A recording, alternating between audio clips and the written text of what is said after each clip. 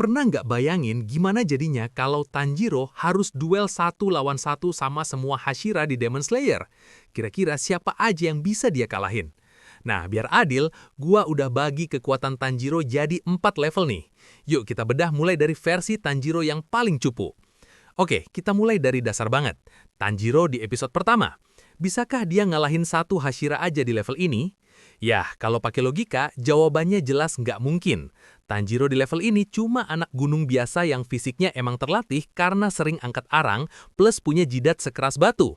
Tapi dia nggak punya teknik pernafasan, nggak punya ilmu pedang, dan nol pengalaman tempur. Lawan Hashira manapun yang udah latihan puluhan tahun, dia pasti langsung kalah. Tapi, tunggu dulu.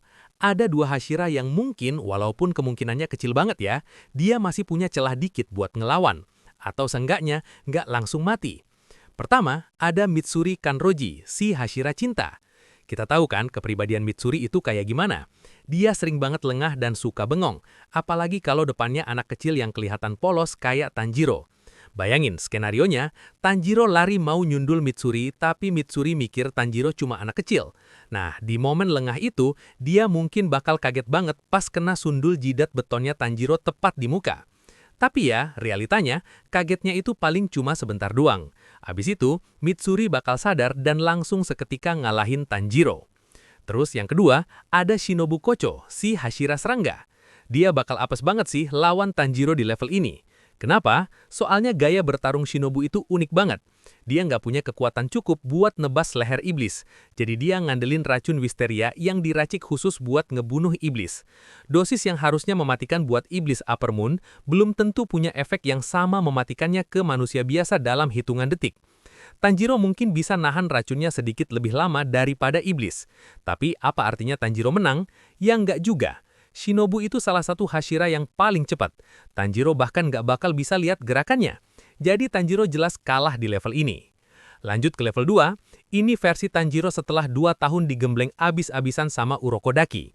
Kalian mungkin mikir, oke, dia udah bisa belah batu gede, udah lulus seleksi akhir, pasti Tanjiro punya peluang sekarang dong. Padahal, justru kebalikannya guys, situasinya malah makin buruk buat Tanjiro. Coba dengar alasannya deh. Dia emang udah nguasain pernafasan air dan konsentrasi penuh. Secara fisik, jelas dia jauh lebih kuat dibanding level 1. Tapi masalahnya tuh satu. Latihan 2 tahun itu malah ngilangin faktor kejutan dia. Lihat deh, Tanjiro level 1 itu nekat, gerakannya liar, dan gak ketebak karena dia nggak tahu apa yang dia lakuin. Itu alasan kenapa dia hampir ngenain Giyu waktu episode pertama. Tapi Tanjiro level 2, dia fokus banget sama teknik dasar pemburu iblis yang buat gerakannya itu mudah kebaca. Kalau Tanjiro pakai pernapasan air bentuk pertama, Giyu atau Hashira lain udah tahu persis sudut tebasannya, kecepatan kakinya, dan di mana dia bakal mendarat bahkan sebelum Tanjiro mulai gerak. Tanjiro jadi gampang banget dibaca. Ibarat lu main game fighting lawan pro player, tapi lu cuma ngapalin satu combo dasar. Ya, abislah. Lawan Hashira manapun, dia bakal kelar dalam hitungan detik. Dia mungkin bisa tahan semenit lawan Shinobu karena masalah racun tadi. Tapi skill Shinobu masih jauh di atas dia. Jadi Tanjiro level 2 tetap nggak ada kesempatan buat Tanjiro. Nah, di level 3 ini bakalan menarik. Level 3 ini adalah Tanjiro di kondisi puncaknya dia, tepatnya pas dia ngelawan Muzan. Tanjiro di sini udah nyempurnain pernafasan matahari dan bisa ngeluarin jurus ke-13 yang dipakai Yorichi pas hampir ngalahin Muzan. Tapi bukan itu aja yang bikin dia OP. Dia udah bisa nguasain dunia tembus pandang. Kemampuan ini buat dia bisa ngintip struktur otot, pergerakan sendi, dan aliran darah musuh. Efeknya, dia bisa prediksi serangan lawan dengan akurasi 100% sebelum lawan itu sendiri sadar mau gerak. Gila nggak tuh? Oke, dengan stats dewa ini, mari kita adu lagi lawan 9 Hashira. Ronde 1, Tanjiro versus Shinobu. Pas pertarungan mulai, Shinobu pasti langsung pakai kecepatan maksimalnya. Di manga, dia saking cepetnya sampai Doma aja kewalahan ngikutin gerakannya. Tapi lawan Tanjiro level 3, kecepatan fisik itu nggak ada gunanya kalau gerakannya udah ketebak. Pakai dunia tembus pandang, dunia jadi lambat buat Tanjiro. Dia bisa lihat kontraksi otot kaki Shinobu sebelum dia loncat.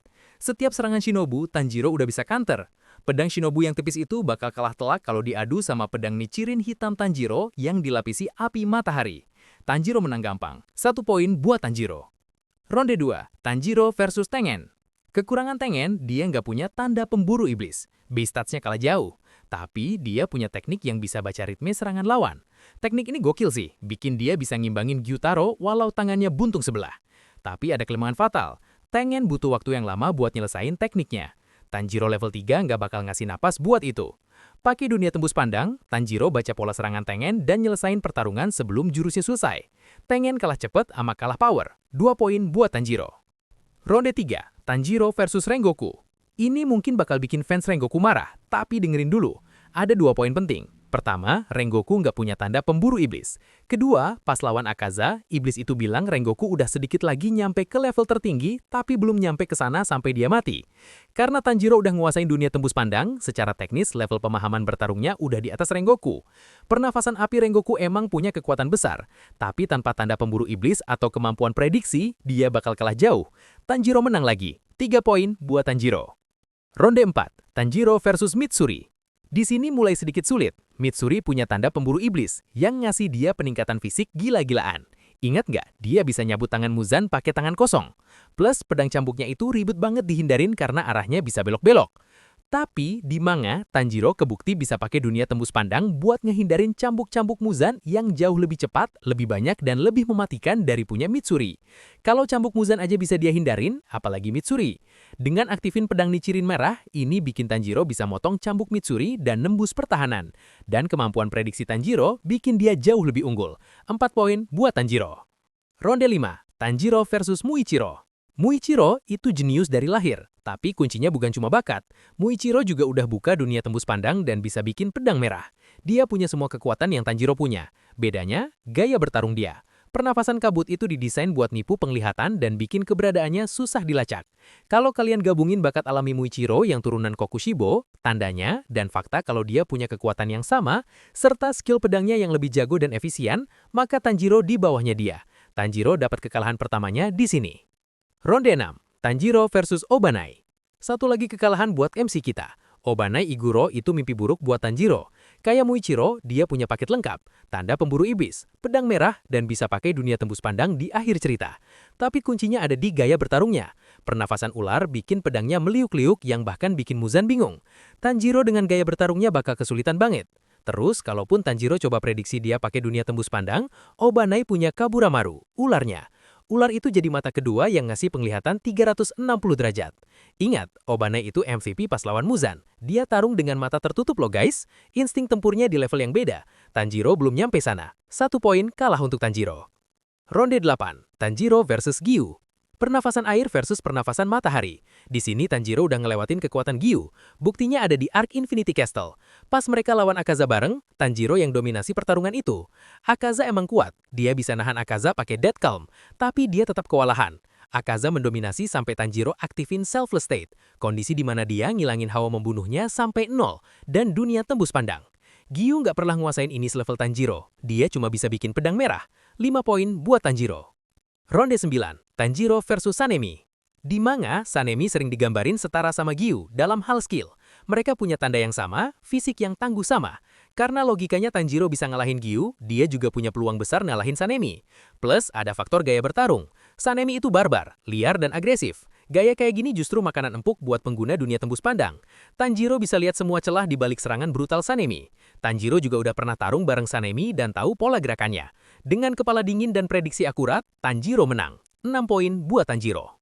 Ronde 10, Tanjiro versus Gyome. Tanjiro bakal digeprek jadi sambel. Gyome Himejima itu Hashira terkuat, titik. Gak ada debat.